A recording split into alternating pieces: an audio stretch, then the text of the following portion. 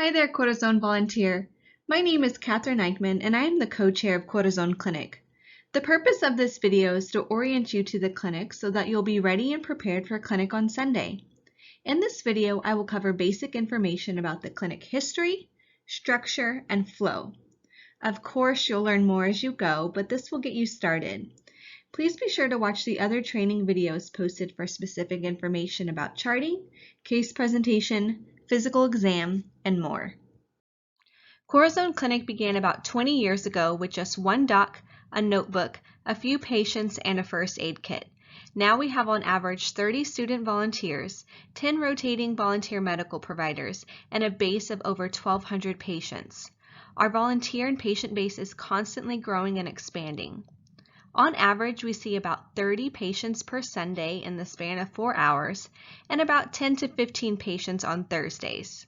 The clinic primarily provides care to those experiencing homelessness, but this is not exclusive, as we'll see anyone with limited access to medical care. Corazon Clinic is also a partner affiliate with Corazon Ministries, who is also based out of Travis Park Church. Corazon Ministries focuses on serving the homeless and marginalized of San Antonio by providing hot meals, clothing, warm showers, social services, recovery, and prayer support groups throughout the week. To give you an idea of the impact the ministry has in the past, before the pandemic, Cafe Corazon served about 25,000 hot meals per year. That's a lot of meals. Now, we're just an affiliate with Corazon Ministries, but we also make a big impact as well. Corazon Clinic has two major goals. First, we aim to provide free, compassionate medical care to those experiencing homelessness and to those who have limited access to care.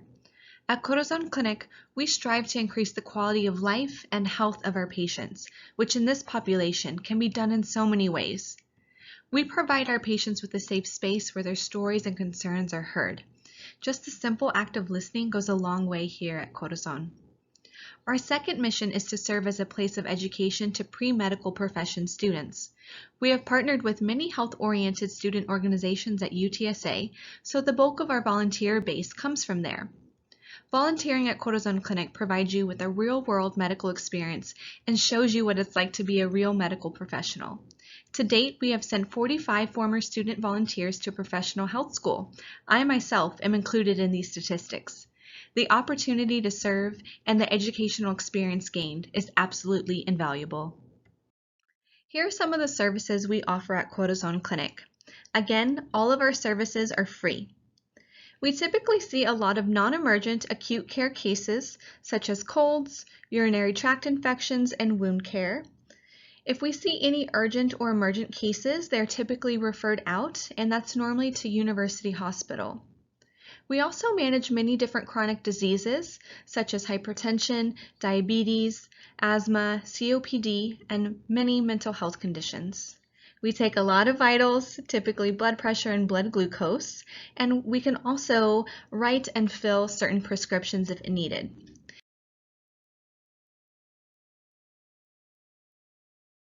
Again, Corazon Clinic is located at Travis Park Church in downtown San Antonio. The church is near the St. Anthony Hotel in Travis Park.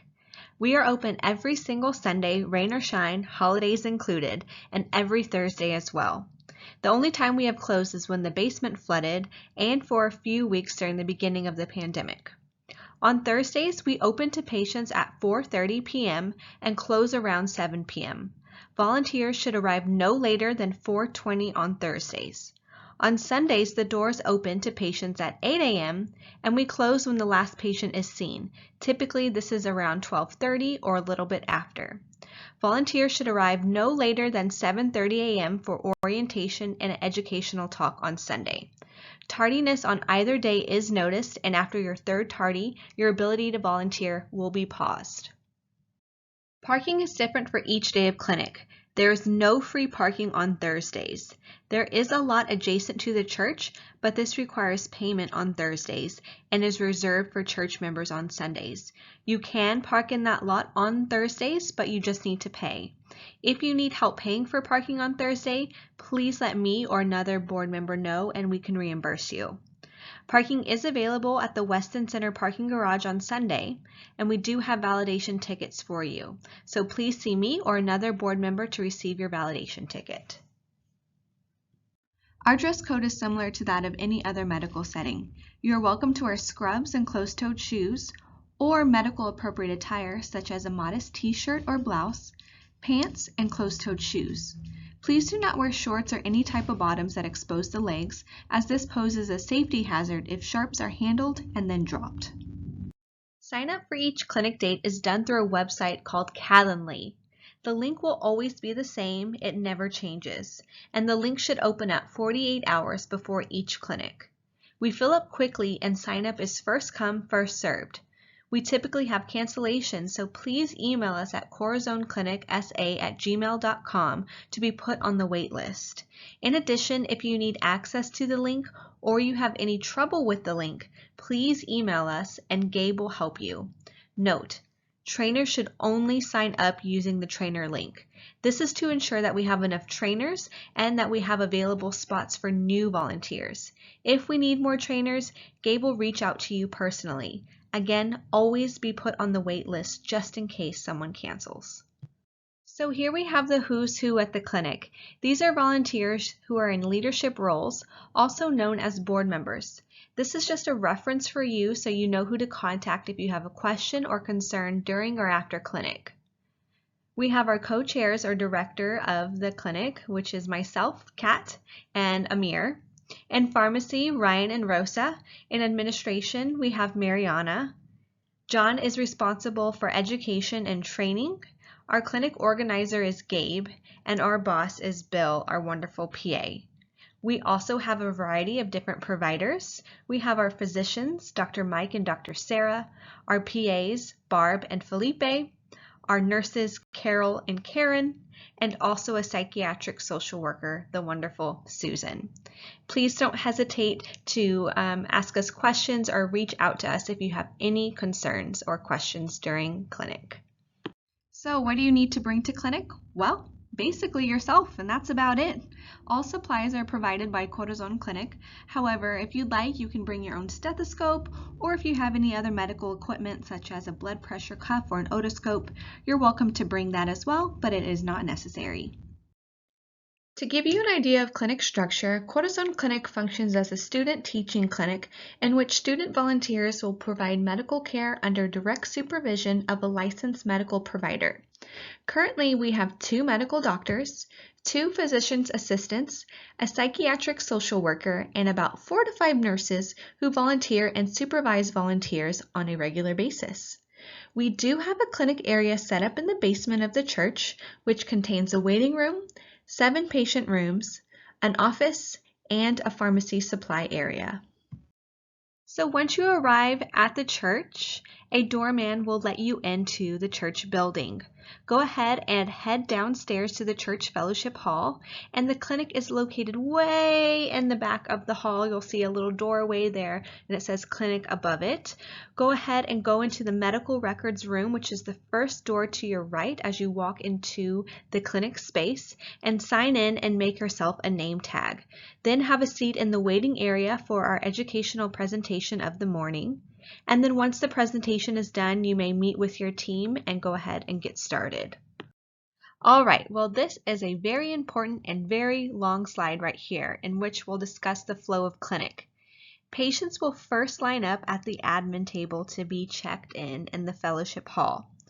We rely on student volunteers here, so please don't be surprised if you're placed here. The admin team will check in each patient and give them a triage sheet to fill out. The triage sheet provides some information about the patient's concerns and asks some overview of symptoms. This will help guide your encounter. The admin will then place the sheet in the chart for your review. Once patients are checked in, their charts are located and a new SOAP note is placed. At the beginning of clinic, student teams will line up near the admin table as well, and the charts will be handed directly to the team. Just to note, you are not going to have time to review the chart when you first receive it. Instead, you're going to walk the patient directly back to your exam room. And this is a pro tip right here. Tell your patient what room they are in and walk behind them. During this time, you're observing their gait, and you're also going to be observing if they can follow instructions. This provides some good information about the patient, and this was the very first lesson I learned from Bill. Okay. So once all of the first charts have been handed out, the remaining charts will be placed in a rack on top of the file cabinet across from room 1. Again, across from room 1 on a file cabinet is where you will find the next charts. The charts are placed in the order they were received, from nearest to you from farthest away from you. So go ahead and grab from the front of the stack every time you need a new patient. If you call the patient out in the fellowship hall and they don't answer, please locate a sticky note and indicate what time you called the patient at. You can say called at 10:03 a.m. Then place that chart back at the beginning of the stack. So that allows for the next team to call them again just in case they went to the bathroom or they were in the food line. We don't forget about them. But if we call the patient 3 times and they don't answer, then you can go ahead and place the chart at the back of the rack. Okay, so that was a bit about the initial flow. Now it's important to know your role. Each team of students are responsible for the intake of the patient, such as gathering the history of present illness, taking vitals, and performing some physical exam. The team will be led by a more experienced volunteer called a trainer, and the trainer is there to help teach and guide less experienced volunteers or volunteers who necessarily don't want to lead the team. The trainer will conduct the interview or help you conduct the interview or fill out the chart or help you fill out the chart. They're there to help you. So once the history of present illness or the HPI has been taken and some physical exams been done, the team will then present the case to a provider. The provider will then make an assessment or a diagnosis and give you the next steps in their care. Oftentimes it's good to develop a working diagnosis or plan. However, just wait to fill out that section until you've spoken with the provider in case there's some changes to their diagnosis or to their plan. So an important role of the team is to also document the encounter in the patient's chart. And we're going to go over this in a separate video. But once documentation has been completed in which the SOAP note is completely filled out in its entirety, the chart should be checked by Bill for medication errors. If the chart looks good, Bill will sign it. You may then take that chart to pharmacy if medications are needed. If there is no signature, the pharmacy staff is not going to fill that medication. They're going to give the chart back to you and you're still going to have to wait for Bill to sign it. But if no meds are needed, then that chart can just go to the file cabinet where you pull charts from in the hallway. Again, that cabinet is located across from room 1. Please don't place charts in the medical record room anymore because we can't find them. They're going to be across from room 1 in that cabinet again. So once you complete that process, you're going to repeat it till all the patients are seen. Just to also note, try to keep visits no longer than 30 minutes, maximum 45 minutes, just to be efficient. We have a lot of people that we have to see in a little amount of time, so efficiency is really key. So as clinic comes to an end, a board member is going to be reviewing your chart for mistakes. If they notice a mistake, they will approach you and ask you to correct it. Oftentimes it is me doing that.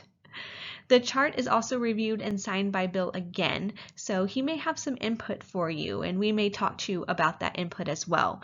You may leave once all the patients at the clinic are seen, once your chart corrections have been made, and as Bill signed the chart twice. Typically a board member will let you know when you can leave. Please do not leave without a board member's permission. So that was the clinic flow in a nutshell.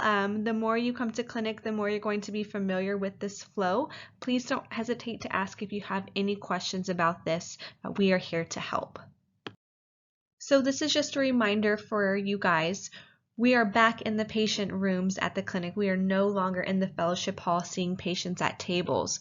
So we need to make sure that we're following some safety protocols here. So please sanitize, wash your hands often, wear your mask regardless of your vaccination status, and also disinfect your room and all equipment after each and every patient encounter. Please also make sure that your room is clean and your medical bag is put up after you're done with your patients for the day.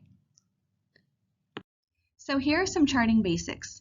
These are the things we need to be filled out at every visit in order for the chart to be completed and filed. We'll discuss charting in a separate video, but these are the musts to get you started. Remember that the medical chart is a legal document, so everything must be documented and filled out completely. In other words, if you didn't chart it, it didn't happen. If any of these elements are missing from the chart, one of the admin volunteers will find you and ask you to complete the missing piece. So in order for a chart to be completed, this is what we need to see. First off, ensure that the consent forms have been filled out. Often admin will check this, but it is imperative for new patients to have this filled out before you start your intake. All consent forms are in every single chart, even new patient charts. Second, ensure that the date of service, the date of that Sunday, along with the patient's name, date of birth, and chief complaint have been written on the top portion of the chart. Third, remember to document the vitals. If a patient has hypertension, then please take a blood pressure and document it. If they have diabetes, then please obtain a blood glucose and document it. This leads me to the most common element that is often forgotten, the blood pressure and blood glucose graphs. These are located on a separate page in the chart and should be filled out at each visit whenever a blood pressure or blood glucose is obtained, which is pretty much every single visit. Finally, remember to write down everyone's name involved in the patient's care. This includes the student team and all of the providers that were consulted. This is imperative, especially if we have a question. If names aren't documented on the chart and we have a question, it's very difficult to figure out who saw the patient. Please also to remember to fill out a follow-up time as well. Proper charting is important for both patient safety and our safety, so please do your best to ensure that all of these elements are filled out. If not, don't worry, we'll find you and have it corrected. Okay, well that wraps up our orientation. If you have a question, please don't hesitate to ask. You can email us at corazonclinics@gmail.com or ask in person at clinic. Thank you so much for your attention, and we'll see you soon.